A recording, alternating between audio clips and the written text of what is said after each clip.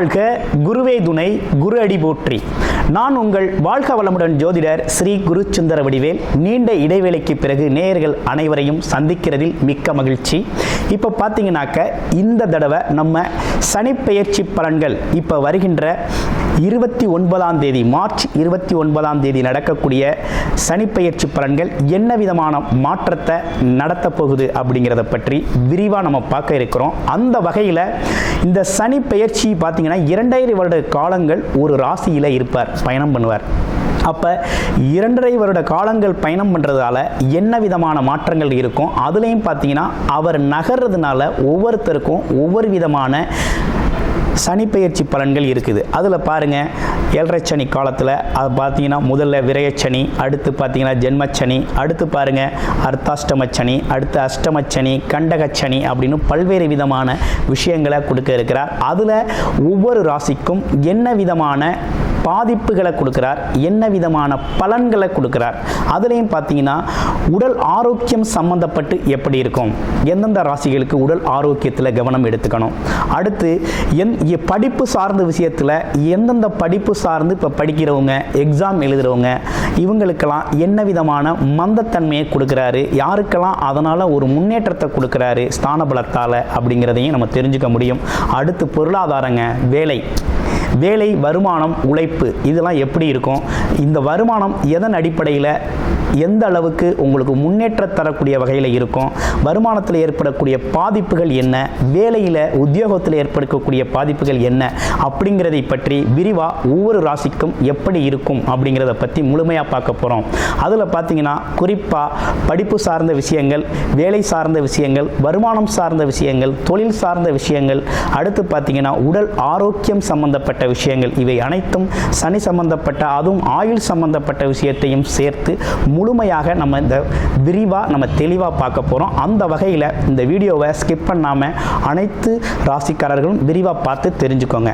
சிம்ம ராசி காலச்சக்கரத்தின் 5வது ராசியான சிம்ம ராசிக்கு சனி பகவான் எப்படிப்பட்ட பலன்களை தரப்போகிறார், இப்போ என்ன நிலைமை நமக்கு அப்படின்னு பார்த்தோம்னா, இப்போ தான் கண்டகச்சனி பாதிப்பிலிருந்து கொஞ்சம் விலகணும். அடுத்து அஷ்டமச்சனி பாதிப்பு அப்படிங்கிறது ஆரம்பிச்சிருச்சு.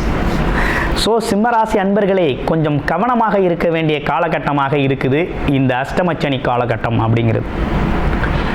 என்னன்னா, நம்ம நல்லது தான் மற்றவங்களுக்கு செய்வோம், ஆனால் நமக்கு என்னன்னா கெட்ட பெயர் வந்து சேரும் அப்படிங்கிற மாதிரி இருக்குது. அது மட்டும் இல்லாமல் வேலை, தொழில், வருமானம் சார்ந்த முடிவுகளை அவசரப்பட்டு எடுக்காதீங்க.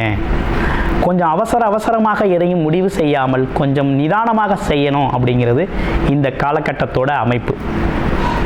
அது மட்டும் இல்லாமல் இப்போ என்னன்னு கேட்டிங்கன்னா, இந்த மோசடி, தொழில், வியாபாரம் சார்ந்த வருமானம் சம்பந்தப்பட்ட மோசடி கும்பல்கள் அனைத்துமே பார்த்தீங்கன்னா இந்த சிம்மராசி நேயர்களே டார்கெட் பண்ணி முதலீட்டாளர்களாக இருப்பாங்க.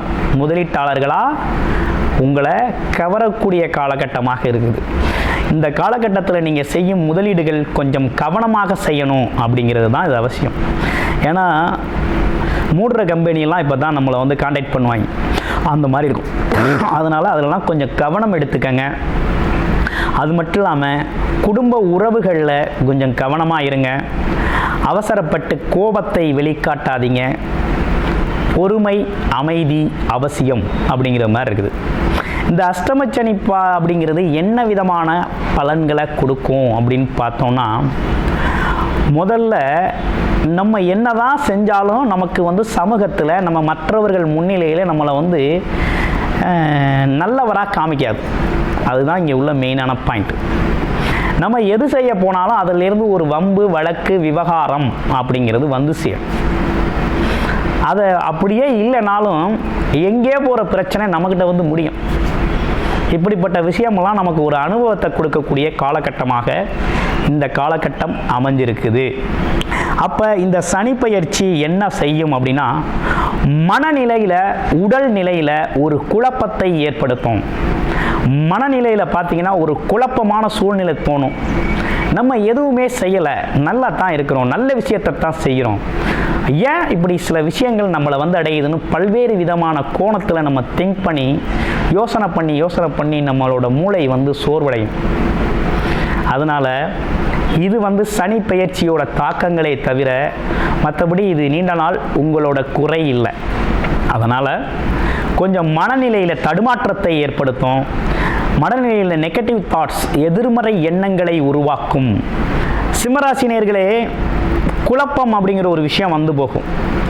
மனக்குழப்பம் அப்படிங்கிறது உங்களுக்கு தேவையில்லாத ஒன்று. இந்த காலகட்டத்தில் மனத்தை குழப்ப வேண்டிய அவசியம் இல்லை. அதே நேரத்தில் யோகா, மெடிடேஷன், தியானம் போன்ற விஷயத்தில் ஃபாலோ பண்ணிக்கங்க. உடல் ஆரோக்கியம் கொஞ்சம் கெடக்கூடிய ஒரு அமைப்பு இருக்குது. உடல் ஆரோக்கியத்திலையும் கவனம் எடுத்துக்கங்க. அடுத்து, இந்த மனக்குழப்பத்தாலையும் உடல் ஆரோக்கிய குறைபாடாலையும் தவறான முடிவுகள் சில நேரத்தில் எடுக்க தோன்றும்.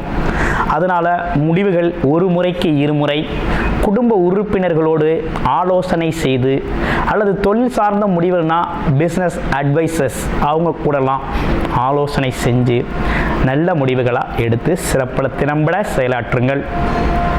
அவசரம் வேண்டாம். அது மட்டும் இல்லாமல் கொஞ்சம் தொழில் வேலை சம்பந்தப்பட்டு இருக்கிறவங்க கொஞ்சம் மந்த நிலை ஏற்படும். வேலை செய்கிற இடத்துல பார்த்திங்கன்னா நம்ம மேலே குற்றம் குறைகள் நிறைய சுமத்தப்படும். அதே நேரத்தில் தொழில் செய்கிற இடத்துல வருமானம் அப்படிங்கிறது பார்த்திங்கன்னா சரியாக இல்லாத ஒரு சூழ்நிலை வரும். இதெல்லாம் தற்காலிக சூழ்நிலை தான். இதுலேயும் ஒரு மாற்றம் உண்டு. என்னன்னு கேட்டிங்கன்னா, உங்களுடைய பிறப்பு ஜாதகத்தில் என்ன தசாபுத்தி அமைப்பு இருக்குன்னு எடுத்து பாருங்கள். ஒருவேளை இந்த காலகட்டத்தில் ஒரு யோகமான திசை அமைப்புகள் உங்களுக்கு நடந்தது அப்படின்னா, இந்த சனி பகவான அஷ்டமச்சனி பாதிப்பு அப்படிங்கிறது உங்களுக்கு முழுமையாக அவ்வளவாக வெளிக்காட்டாது, அவ்வளவு பாதிப்புக்கு உள்ளாகாது. அதனால் உங்களுடைய பிறப்பு ஜாதகமும் தசாபுத்தி அமைப்புகளும் இந்த காலகட்டத்துக்கு ரொம்ப முக்கியம். ஆனால் எது எப்படி இருந்தாலும் சிம்மராசி அப்படின்னாலே தைரியம், தன்னம்பிக்கை, துணிச்சல், எதையும் எதிர்கொள்ளும் தன்மை, எதையும் ஒரு கை பாத்திரலாம் அப்படின்னு இறங்கக்கூடிய தைரியமான மனநிலை கொண்டவர்களாக இருக்கக்கூடியதுனால இந்த அஷ்டமச்சனி பாதிப்பு எவ்வளவுதான் நம்மளை சிரமத்துக்கு உள்ளாக்கினாலும் நம்ம பார்க்காத கஷ்டமா, நம்ம சந்திக்காத பிரச்சனையா அப்படிங்கிறது மாதிரி அதை எதிர்கொள்றதுல நீங்கள் சலிக்காதவர்களாக இருப்பீங்க. அதனால் இந்த அஷ்டமச்சனி பாதிப்பு அப்படிங்கிறது இவ்வளவு விஷயங்கள் சொன்னாலும் இவ்வளவையும் எதிர்கொள்ளக்கூடிய ஆற்றல் அப்படிங்கிறது உங்களுக்குள்ளே உண்டு. அதனால் இதற்கெல்லாம் அஞ்ச வேண்டிய அவசியம் உங்களுக்கு இல்லை. இருந்தாலும் கவனம் எடுத்துக்கணும் அப்படிங்கிறது ரொம்ப முக்கியம். இப்படி சில விஷயங்கள் இருக்குது அப்படின்னு ஒரு கவனம் எடுத்துக்கிட்டோம்னா சூழ்நிலைகளை ஈஸியாக இலகுவாக கையாளுவதற்கு ரொம்ப உதவியாக இருக்கும். அடுத்து, வண்டி வாகன பயணங்கள் அப்படிங்கிற ஒரு விஷயம் 8ஆம் இடம் அப்படிங்கிறதுனால, சனி பகவான் 8ல் இருக்கிறதுனாலையும் அவரே ஆயுள்காரகனாக இருக்கிறதுனாலையும் என்ன செய்யணும்னா வண்டி வாகன பயணங்கள் கொஞ்சம் கவனமாக போகணும். ஏன்னா அடுத்தடுத்து ராகுவோட சேர போகிறார். ராகு அந்த இடத்துக்கு வந்துடுவார். அது மட்டும் இல்லாமல் இந்த காலகட்டத்தில் கொஞ்சம் கவனம் எடுத்துக்கங்க. உடல் ஆரோக்கியத்தில் கவனம், மனம் சார்ந்த ஆரோக்கியத்தில் கவனம், அதெல்லாம் பண்ணிக்கணும். சில பேருக்கு வெளிநாடு வெளியூர் போகணும், சம்பாதிக்கணும், இடத்தை மாற்றிக்கணும், ஊரை மாற்றிக்கணும், வேலையை மாற்றிக்கணும் அப்படின்லாம் தோணும். கொஞ்சம் யோசித்து நிதானமாக செய்யுங்க.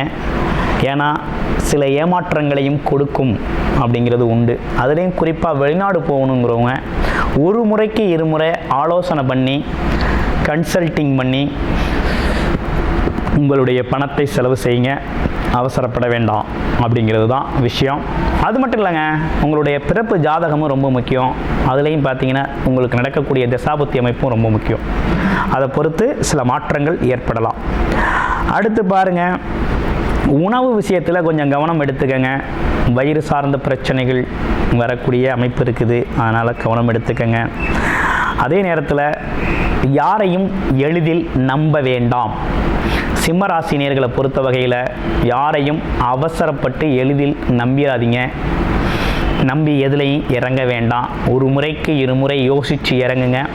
அது உறவுகள் சம்பந்தப்பட்ட விஷயங்களாக இருந்தாலும் சரி, தொழில் சம்பந்தப்பட்ட விஷயங்களாக இருந்தாலும் சரி, நண்பர்கள் சம்பந்தப்பட்ட விஷயங்களாக இருந்தாலும் சரி, பொது விஷயமாக இருந்தாலும் சரி, ஆன்மீகம் சார்ந்த விஷயமாக இருந்தாலும் சரி, கொஞ்சம் கவனமாகவே செயல்பட வேண்டும் அப்படிங்கிறது இந்த அஷ்டமச்சனியோட எச்சரிக்கையாக இருக்குது.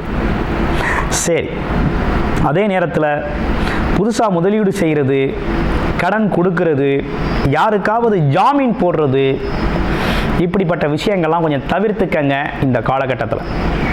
ஏன்னா இதெல்லாம் செய்ய போனால் கடைசியில் நம்ம தலையிலே வந்து விழுந்துரும் அப்படிங்கிற மாதிரி இருக்குது. அதனால் கொஞ்சம் கவனமாகவே இருங்க. கொஞ்சம் என்னென்னா, முன்னாடி நமக்கு இருந்த மதிப்பு, மரியாதை, ஸ்டேட்டஸு, அங்கீகாரம் அப்படிங்கிறதெல்லாம் கொஞ்சம் குறைவு ஏற்படும். அதெல்லாம் கொஞ்சம் சாக்ரிஃபைஸ் பண்ணிக்கணும். குறைவு ஏற்படும். இந்த அஷ்டமச்சனி பாதிப்பு அப்படிங்கிறது கொஞ்சம் குறையும். ஏன்னா சனி பகவான் அப்படின்னாலே என்னென்னா, முதல்ல நீங்கள் சனி பகவான் அப்படிங்கிறவரை எப்படி புரிஞ்சுக்கணும் அப்படின்னா, கொஞ்சம் சிரமத்தை கொடுக்கக்கூடியவர், தனித்து இயங்க வைப்பவர், ஒரு விரக்தி மனப்பான்மையை கொடுப்பவர், ஒரு ஏமாற்றத்தை சந்திக்கக்கூடிய சூழ்நிலைகளை உருவாக்குபவர், பல்வேறு விதமான அனுபவங்களை தரக்கூடியவராக இருப்பார். அதனால தான் என்னென்னா, இந்த விஷயங்கள்லாம் கொஞ்சம் கவனம் எடுத்துக்கணுங்கிறது தான் சொல்கிறது. கவனம் அப்படிங்கிறது தான் அதில் அமைப்பு. ஒரு அலர்ட்டாக நம்ம விஷயத்தை செஞ்சுக்கணும். இப்போ சுற்றி வளைச்சி நம்ம என்ன சொல்ல வர்றோம் அப்படின்னா, இந்த சிம்மராசி நேயர்களுக்கு கொஞ்சம் பொறுமை, அமைதி, இது ரெண்டையும் கூடவே வச்சுக்கணும் அப்படிங்கிறது தான் விஷயம். சரி, அடுத்து இந்த பாதிப்புகள்லேருந்து விடுதலை அடைவதற்கு, சரியாகிறதுக்கு ஏதேனும் வழி இருக்கா அப்படின்னா, தான தர்மங்கள் தாங்க அவசியம். சனி பகவான் அப்படின்னாலே தான தர்மத்துக்கு தான் அவர் தலை இறங்குவார். ஏன்னா நீதி நேர்மையை வலியுறுத்தக்கூடியவர் தான் சனி பகவான். அதுவும் தன்னோட கடமையை கடைசி வரையும் நீதி தவறாமல் செய்யக்கூடியவராக இருக்கிறாரு. அப்போ என்னன்னா, தான தர்மம் செய்யணும், உண்மைக்கு புறம்பாக நடக்கக்கூடாது. ஆமாம், உண்மையை ஒத்து பயணம் செய்யணும்.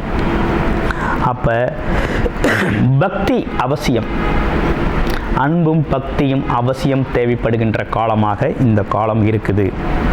அப்போ என்னன்னு கேட்டிங்கன்னா, கூடுமான வரையும் பிறர் துன்பம் போக்குதல், அது மட்டும் இல்லாமல் தான தர்மங்களில் ஈடுபடுதல், புண்ணிய காரியங்கள் செய்தல், இதெல்லாம் உங்களோட கவனத்தை திருப்புங்க.